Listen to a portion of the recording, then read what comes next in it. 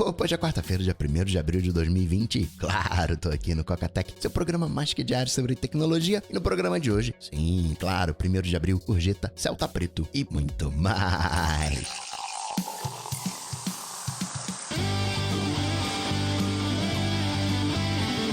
Dicas, produtividade, tecnologia, opinião, comportamento, tendência, notícias. Cocatec. Cocatec, a sua dose diária de tecnologia. Apresentação: Gustavo Faria. Eu acredito que nesse momento você esteja fazendo bastante uso de entregas em casa. Vai lá no aplicativo, faz o pedido e chega até a sua casa. Antigamente, falando antes dos aplicativos, acredito também que você fazia pedidos em casa, pegava o cardápio, pegava o folder do estabelecimento, fazia escolha e ligava, quero isso aqui, era entregue. E quando a pessoa te entregava, você pagava em dinheiro, dava lá os R$10, o troco só não pode ficar com o troco. Ou você dava uns caraminguazinho como gorjeta. E hoje, a gente não vem dando gorjeta pro entregador que tá colocando a cara a tapa, que tá junto do profissional que tá no mercado, junto do caminhoneiro, junto dos profissionais de saúde, segurança, vários profissionais que ainda mantêm o Brasil em movimento. Então pensa nisso, eu tenho ali uma gorjetinha. Pô, Coca, mas aí eu também vou ter que dar gorjeta pro cara do mercado, vou ter que dar gorjeta pro médico, pro policial e por aí vai. É complicado essa coisa da gorjeta, porque aqui no Brasil, né, tem os 10%, que é o serviço, que é opcional no caso do garçom. E você fica pensando, poxa, mas por que eu dou pro garçom e não dou pro cozinheiro? Alguns estabelecimentos até dividem a gorjeta como um todo. Outros países, a gorjeta é obrigatório, até mais do que 10%, 15%, 20%. E quando você não dá, é uma maneira de você dizer que teve alguma coisa de errado com o serviço. Eles até vão, aconteceu alguma coisa? Né? O que me fala aí, né? O que deu ruim? Então tem um quê de cultural. Talvez a gente queira dar gorjeta só pra quem a gente conhece. Poxa vida, né? Sempre a mesma pessoa fazendo a entrega. Vou dar aqui uma gorjetinha, N considerações, talvez isso até beire a propina se você, por exemplo, for numa festa de casamento. Uma das melhores coisas que você pode fazer para ser bem atendido é no início da festa pegarem uns caraminguazinhos ali, uns R$10, um pouquinho mais ali, uns 11, entregar pro garçom, o cara vai te tratar maravilhosamente bem. Pô, Coca, mas isso é errado, deveria ter um bom tratamento sempre. Eu poderia aqui ficar tecendo diversas comparações, problemas e vantagens. Você pode falar, eu não vou dar gorjeta para entregador nenhum. Eles estão com emprego, eles estão trabalhando, estão ganhando dinheiro, eu tô aqui em casa, preso, confinado, chama o Gilmar Mendes aí pra me soltar, não vou dar gorjeta nenhuma. Tudo bem, só tô querendo aqui fazer um lembrete, pontuar uma coisa, e se fizer sentido pra você dá a gorjetinha pro entregador, pode até fazer isso pelo aplicativo. E hoje, quarta-feira, sai o aulão 2 do Hackeando Backup, quero publicar agora de manhãzinha, aproveitar a quarentena, coca.tech/backup. Notícias. Cocatec. A questão do iPad Pro novo com a A12Z, que é igual ao A12X, porque o antigo já tinha a GPU, só que não estava ativa. Tem uma coisa pra gente pontuar que é o seguinte: você fazer chip é uma coisa extremamente difícil. A gente tá numa escala nanométrica, praticamente uma escala quântica. O limite teórico era de 5 nanômetros. Pensa assim, é como se você tivesse 2 pontos e o elétron pula entre esses 2 pontos, e esses 2 pontos ele tá a uma distância de 5 nanômetros. E esse era o limite teórico, porque abaixo disso você não conseguia garantir a estabilidade do elétron, ele entrava num processo quântico. A gente conseguiu baixar esse limite teórico, hoje, se eu não me engano, está em 3 nanômetros, mas isso aí é um techniquez. Na prática, não é nem mais uma escala nanométrica, a gente está lidando com uma escala quântica, então é muito difícil de fazer. Você tem uma margem de falhas na casa de 70%. 70% dos chips de ponta de alta tecnologia, os i9 da vida, 30% são descartados. Na verdade, eles não são descartados, eles são remanufaturados. O que eu quero dizer com isso? Placa de vídeo, melhor exemplo. Você vai comprar hoje uma NVIDIA RTX 2060. Provavelmente, o que você vai estar levando, o chip que você está levando é de uma RTX 2080, que é o dobro do preço. Só que não atingiu a expectativa, a 2080, o chip deu algum problema por algum motivo, não atende à necessidade da 2080, mas serve como 2060. Outro exemplo, i9, deu ruim no i9. i9, não dá pra garantir. Não ficou bacana esse i9 aqui, mas ele não tá ruim. Ele só não é um i9, ele é um i7. Ele escoa como um i7 ou um i5 que vira i3, por aí vai. É um quad-core que deu ruim em 2 núcleos e ele sai como dual-core. Eu testei aqui, só deu problema em 2 núcleos ou num núcleo. Os outros 2 estão bons, sai como dual-core, escoa. Pode ter sido isso que aconteceu com o A12X. A Apple apertou o parafuso demais, não dava para garantir com uma margem de erro aceitável a qualidade desse 8º chip, esse 8º núcleo da GPU. Vamos fazer o seguinte, então, a gente solta desabilitado, não vai dar ruim, ninguém, né? Ok. E mais para frente, quando eu conseguir melhorar o meu processo de fabricação, ele vem habilitado, pode ter sido isso que aconteceu. Outra coisa para comentar a respeito de coronavírus, parece que o número de casos aqui no Brasil está entrando em declínio, o que é uma coisa boa, e a gente está começando a falar de tecnologia para resolver o problema, isso especificamente aqui no Brasil. Já de pronto tem a questão do home office, já é um uso da tecnologia, mas isso não muda a estrutura. Eu sempre bato nessa tecla, né? Se você vai resolver um problema sem usar tecnologia, você tá fazendo errado. Não tô aqui levantando uma bandeira para não fazer quarentena, não fazer isolamento social, mas é que hoje a gente tem tecnologia. A gente tem que repensar esse processo de entregas, a gente tem que repensar, por mais que a gente tenha comércio eletrônico. Ah, o comércio vai fechar. Tá, mas por que o comércio vai fechar? Não era já para todo mundo ter uma presença online? A loja fecha, mas colocar um cartaz, ó, estamos atendendo em www.site.com.br. Acho que mostra pra gente que a gente ainda tá muito offline no todo. Por mais que sejam zilhões de comércio eletrônico, zilhões de smartphones, a gente ainda vive uma estrutura offline. A gente tá nesse processo de isolamento, quase como se fosse a maneira que o geek vive. E aí eu falo geek com diversos preconceitos, isolado do mundo, aquela coisa toda. E a gente vê como isso afeta a nossa sanidade mental, mas existe muita coisa ainda no digital, muita coisa ainda de tecnologia a ser feita. Você pega, por exemplo, o general Heleno, Augusto Heleno, general, que é o responsável, de alguma maneira, pela segurança nacional, foi lá no Twitter e postou o seu resultado do exame de coronavírus e o CPF, identidade, nome completo. Aí você vê como é que é a nossa política de dados. Vai ter gente fazendo continha no nome dele, com certeza. Até, né, para dar um cutuco. Não que sejam informações exatamente ocultas. Se você procurar um pouquinho, você acha. Mas mostra o despreparo que a gente tem, sendo de novo preconceituoso. É algo que eu esperaria de pessoas velhas que não tem muito contato com o digital. Disso eu vou refazer. Eu tô sendo preconceituoso aqui, me usando de um estereótipo, mas é só pra explicar o meu ponto. O general é uma figura velha, mas não deveria dar uma garoteada assim. Florianópolis tá mandando uma mensagem, Secretaria Municipal de Saúde tá mandando uma mensagem através de SMS. Se você tá até 200 metros de um infectado, ó, fica de olho aí que na região tem um infectado. Não é pra causar alarde, mas pra você se prevenir de alguma maneira. E aí levanta algumas bolas aí, né? Como é que, a secretaria sabe quem tá infectado? Fácil de resolver, tem teste. Como é que a secretaria sabe que eu tô ao redor? Aí já começa a complicar um pouco mais, sabe? É o endereço onde a pessoa mora, talvez até onde a pessoa esteja, onde eu estou. Você não precisa fazer cadastro nenhum,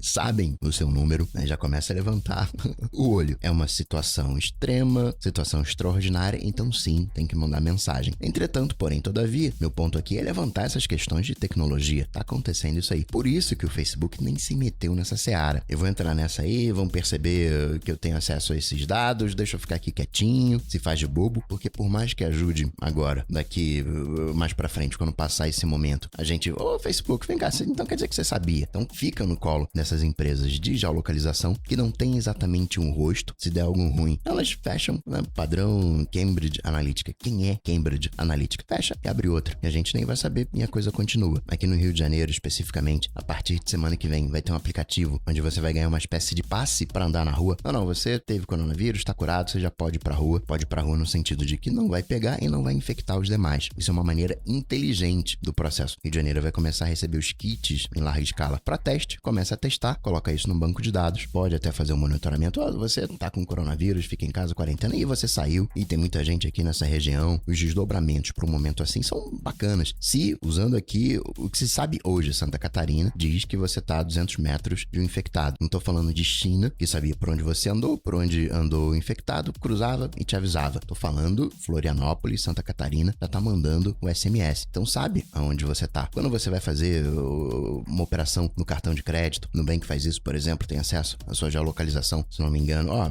Peraí, realmente fulano tá em tal loja, ele que tá fazendo a operação, ok. Você acaba com aquele esquema de avisar que tá viajando, porque você tá com o smartphone, tem um aplicativo, o aplicativo, né, tá vendo a sua geolocalização, sabe que você viajou. Logo, portanto, sabe aonde você tá. Por geolocalização também, sabem onde as pessoas trabalham, onde as pessoas moram, onde é o colégio do seu filho, porque você passa todo dia ali e para 7 da manhã antes de ir pro trabalho e depois 1 da tarde. Portanto, sabe se você tá deixando seu filho na escola ou não, se o teu filho tá indo à escola ou não. Questão de quarentena, sabe também por quem trabalha na escola, se a escola tá aberta, tá fechada, o comércio, o que tá aberto, o que tá fechado. Num segundo momento, quando a gente estiver na rua, fora de quarentena, a coisa não vai ser assim tão simples, porque muita gente vai estar traumatizada, muita gente não vai entrar no cinema. Peraí, não, eu vou no cinema aqui, ficar respirando esse ar. Vai ter sim diversas barreiras. E aí você pode usar um esquema assim de geolocalização para saber quais comércios estão com baixo movimento, quais comércios estão à beira de quebrar, porque eu sabia que o movimento desse comércio aqui era, sei lá, 10 pessoas por hora. Agora tá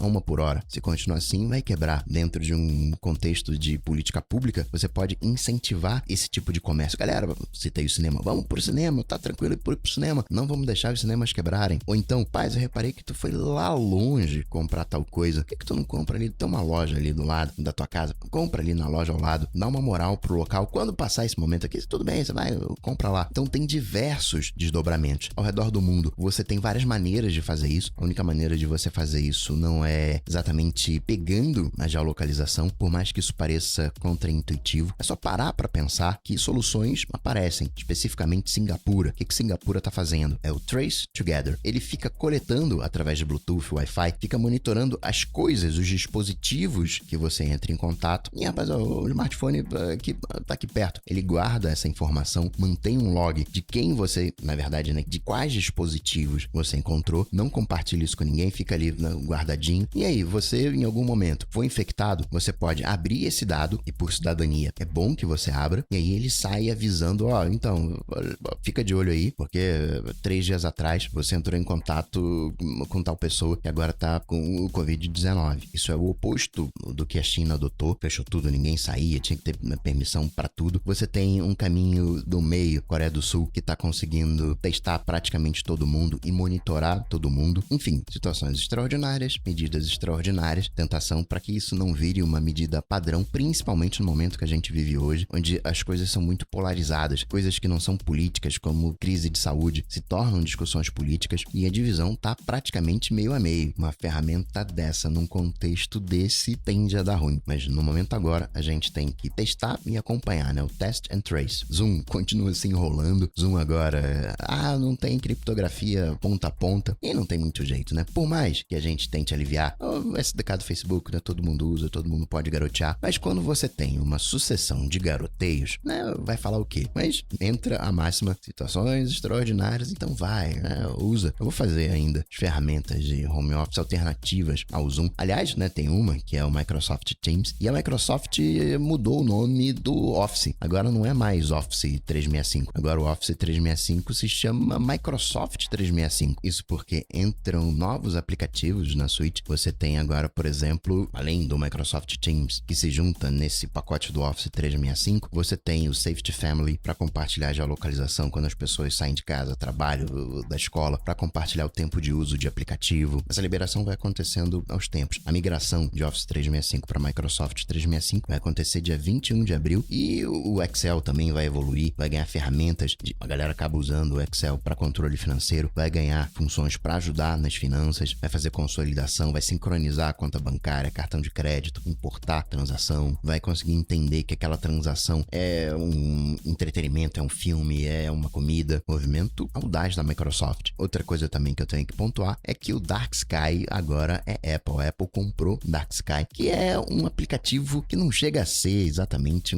a previsão de tempo. Ele tem esse conceito de hiperlocal. É previsão de tempo, mas ele tem um conceito hiperlocal. Funciona maravilhosamente bem, principalmente nos Estados Unidos. Aqui no Brasil é o Dark Sky que eu uso como fonte de previsão de clima, mesmo não tendo uma forte presença aqui no Brasil. Eu não sei qual é a fonte que ele usa aqui no Brasil, mas acerta maravilhosamente. No Home Assistant, o default é um região da Noruega, se eu não me engano. Aí tava falando que aqui tava chovendo, quando na verdade tava sol. Talvez até esteja chovendo em alguma parte do Rio de Janeiro. Talvez esteja chovendo até em mais de 50% do Rio de Janeiro. Mas aonde eu tava, não tava chovendo, tava sol. Dark Sky manda muito bem aviso. Não tem aqui no Brasil aviso de tempestade. Dark Sky fornece dados. É diferente do Carrot. Carrot é um aplicativo de previsão do tempo, mas ele não fornece a previsão do tempo. Ele consulta a previsão do tempo, inclusive do Dark Sky, tem outros provedores, disponibiliza essa informação. Dark Sky tem uma API que vai parar de funcionar até 2021, final de 2021, tá no ar, depois para. Meio do ano, o aplicativo de Android morre, quem tinha assinatura vai ter o valor estornado, vai ser padrão único exclusivo Apple agora. Para Apple é um bom movimento, tem qualidade. Antes usava o Yahoo Weather, pagava ali uma graninha para usar, aí depois foi pro The Weather Channel, agora não vai ter mais que pagar. Então, para Apple é uma coisa boa. É interessante porque a Apple é global, então eu imagino que ela consiga globalizar esse conceito hiperlocal, levar a experiência dos Estados Unidos, por exemplo, aqui pro Brasil, o que seria maravilhoso, por mais que aqui no Brasil a gente não tenha muita, pra pessoa física, muita necessidade de clima. Nos Estados Unidos é a diferença entre você morrer e ficar vivo. Aqui no Brasil, você pode de manhã sair com um short, uma bermuda, você tá bem o dia inteiro. Chinelo e bermuda, você tá bem o dia inteiro. Você não vai morrer de frio, pelo menos, digamos aqui, a olho grande, do Rio de Janeiro pra cima. Mas nos Estados Unidos, saiu de manhã, você colocou lá o teu sapato, a tua calça jeans, né, a tua camisa, até uma camisa por baixo, e foi trabalhar. Mas vai chegar de tarde, vai estar um menos qualquer coisa, você morreu de frio. As casas americanas têm controle de temperatura, mantém a casa quentinha, aquele esquema de lareira, já que a gente tem lareira aqui no Brasil. Lugares de muita altitude, né, regiões montanhosas, como eu falei, né, do Rio de Janeiro pra baixo, mas você entendeu o ponto. Além disso, a gente teve atualizações bacanas, gostei muito da atualização que eu vi no Telegram com o conceito de pastas. Tem umas animações, umas coisinhas também, mas agora você, que não chega a ser exatamente, tem o conceito de pastas propriamente tal, você pode pegar as pessoas mais importantes pra você colocar numa pastinha, e aí quando você for pro Telegram, você primeiro abre essa pastinha pra responder as perguntas mais importantes, você pode agrupar todos os grupos. Peraí, sobrou um tempinho, deixa eu interagir aqui nos grupos. Você pode classificar os tipos de conversa, né? Tem bot, tem grupo, canal, filtrar pelas mensagens não lidas. Então ficou quase um misto de, não chega a ser por completo pastas inteligentes, poderia ter mais alguns filtrinhos, acredito que no momento tenha, mas para não complicar muito por hora, você tem essas pastas, e vou chamar, né, de pastas semi-inteligentes. Curti. Tem estatística para canal com mais de 1000 membros, pode fixar quantas conversas você quiser. Antes você tinha um limite, acho que eram 3 ou 5 conversas que você podia fixar. O WhatsApp finalmente se integrou com, não sei o nome técnico preciso, mas o recurso inteligente do compartilhamento rápido do iOS 13. Quando você vai compartilhar uma foto, não sei se você reparou, que tem uma heurística na primeira linha, que verifica se tem algum dispositivo AirDrop por perto, coloca ali, pega, o Telegram já faz isso, pega os teus contatos de Telegram mais recentes, e o WhatsApp não aparecia nessa lista, agora tá aparecendo. Apple também soltou mais uma leva de betas, beta pra tudo, menos pro WatchOS, ainda não vi nada significativo nesse beta. Tem referências ao iPhone 9, né, o iPhone SE2, um dispositivo com Touch ID. Inclusive, eu não vi, tô gravando já em 1º de abril, eu não vi muitas pegadinhas de 1º de abril não, viu? Como falei, né, o Google tá fora, não é exatamente o momento propício, mas fica o lembrete, né, aí 1º de abril, tava quase me esquecendo, fica aí de olho. Acaba que é tanto fake news que 1º de abril perde um pouco do charme. Outra coisa que chama a atenção é que essa versão é o iOS 13.4.5. A gente tava na 13.4, não é o beta da ponto .1, é o beta da ponto .5, dando a entender que a Apple tem alguns updates guardados na gaveta, mas peraí, não, esses aqui já estão ok, fica aqui, vamos testar esses mais para frente, ou até que essa atualização só vai chegar daqui a bastante tempo. Então, deixa eu guardar aqui uns numerozinhos, que se precisar usar, se tiver alguma coisa crítica, eu posso atualizar, eu tenho margem em termos de números, tenho número de versão para isso. Teve atualização também na suite de produtividade e criatividade da Apple, Keynote, Page, Numbers, iMovie, para suportar no iPadOS o trackpad, o suporte a mouse, atualização do Apple Configurator 2, o Halide agora tem um modo que eu vou chamar de backup. Se você tá fazendo uma alteração na foto, tá trabalhando com uma foto e o aplicativo dá crash ou acaba a bateria, não vai dar nenhum ruim porque agora tem backup, ele tem o modo Rescue, inclusive tá lá no cocatec.com.br como que você recupera versões de arquivos já salvos, mesmo sem backup. Isso no macOS. Você fez uma alteração e não gostou, você vai ali, comando dizer, mas se você quer voltar para uma versão de 2 dias atrás, ou se você garoteou, né? Você simplesmente fechou o arquivo, porque o padrão agora é fechar o arquivo e salvar, não é mais fechar e verificar. Opa, peraí, tem uma alteração, você quer salvar? Às vezes eu dou esse mole, eu fecho, caramba, não era pra fechar, agora salvou. Eu tenho que voltar uma versão sem ir no backup. Tá lá, dá um pulo lá.